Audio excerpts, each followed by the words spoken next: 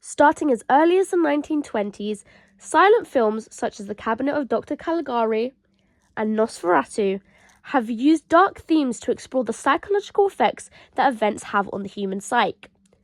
These types of films that delve into the psychological effects rather than just the physical continue to gain popularity well into the 21st century.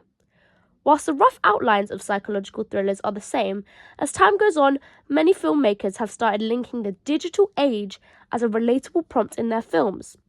This video essay will focus on the psychological thrillers as a reflection of societal fears in the digital age, whilst also exploring the role of surveillance in psychological thrillers, such as The Truman Show and Black Mirror's Nosedive. Surveillance is a recurring concept in films of this genre, often used to evoke fear and tension by tapping in with the very realistic worry that we are under constant observation. Jean Baudrillard's hyperreality theory suggests that in a media-saturated world, simulations and representations replace reality, becoming more real than reality itself.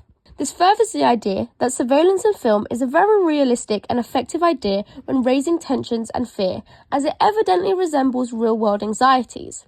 Multiple theories, such as David Leon's The Panopticon, support the idea that the role of surveillance is used in psychological thrillers to reflect societal fears. This theory especially is incredibly popular during the discussion of certain films and shows such as the ones previously mentioned. They use the idea of being under constant observation as something that takes quite a significant toll on a person's mind. This is emphasized in the quote, "The panopticon model operates as a mechanism of power that transforms visibility into a trap. This creates paranoid characters that people easily relate to." In addition to this, Steve Neal's genre theory connotes with the idea that psychological thrillers have adapted over time to reflect current-day fears. In recent years, it has become evident that many filmmakers use the digital age to scare their audience. Many scenes in The Truman Show are great examples of surveillance being used in this genre of film. The ending scene where we see Truman reaching the borders of his superficial world and interacting with the man who created his false reality is a great example. We get to see an amazing visual of how unrealistic his world is when he is walking up the staircase that leads to the set's exit. This is extremely impactful, as the fact his life is a lie is no longer just an idea, it is now solidified by his close contact with these fake walls.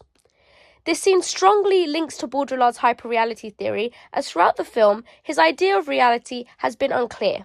But now, Truman has found solid proof that he is living in a false world. This scene is also incredibly impactful, as the world is still watching as Truman breaks free from the set he has been conditioned to think is his home, and only after he walks through the door, he is truly free from all surveillance. Truman's cut-off of the world is also evident in the way that his clothing changes throughout the course of the film. At the start of the film, we see Truman wearing clothes that fit into his world and the era that it's set in. However, as he becomes more conscious to the fact that his reality is false, his clothing choices get dark in colour and start becoming similar to those of the creators of his world. Another great example in The Truman Show is the scene where Truman is on his way to work when his radio starts playing up and broadcasting announcements that the crew are making. In this scene, we really begin to see Truman fighting with his own mind about what is going on. As he makes turns in the car, the announcement seems to follow, and at this point in the film, he is still completely unaware that nothing in his life is real. The audience watches as he becomes confused, and we hear the crew members catching on to the fact that Truman can hear these announcements and immediately change broadcasting channels. Due to this broadcasting incident, a high-pitched screech rings out, and we get an overview of the residents of the town all pausing and holding their ears, then resuming back to the positions once the noise has stopped. As Truman parks up his car, we watch as he sits confused, trying to make sense of what just happened. His inner conflict is clear as he searches his surroundings looking for some sort of answer. The use of shots in this scene are impactful when thinking about surveillance, as when we get a view of Truman through the radio itself, it emphasizes the idea of him being watched, and all the hidden cameras that are spread around his world to keep him under constant watch by Christoph and the audience. Many scenes from Black Mirror's Nosedive are also great examples that link to psychological effects of the digital age. This scene in which Lacey goes to the coffee shop is a great example of how digital age impacts a human psyche, as we see how dependent Lacey is on the rating system, and it is easy to notice that she puts on a front to increase the scores people give her when she interacts with them. Every move Lacey makes in this scene shows us how focused on social scores she is. As soon as she interacts with the barista, she views his social score points and acts overly kind and enthusiastic to him before pulling out her phone and giving him a 5-point score. Once she takes a seat and she takes an aesthetic picture of her cookie and coffee and posts it to her page, she then sits and watches as high reviews start appearing on her post. Her obsession with this rating is emphasized in the fact that we see her take a sip of the coffee and look disgusted by its taste.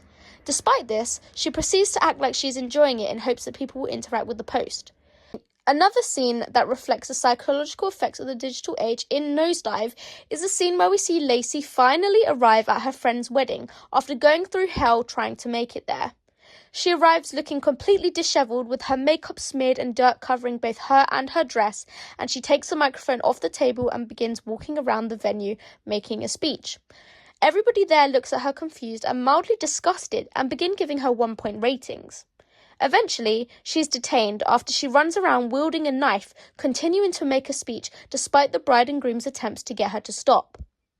This scene is essential when showing the contrast between how she tries to present herself in the beginning of the episode in comparison to the end.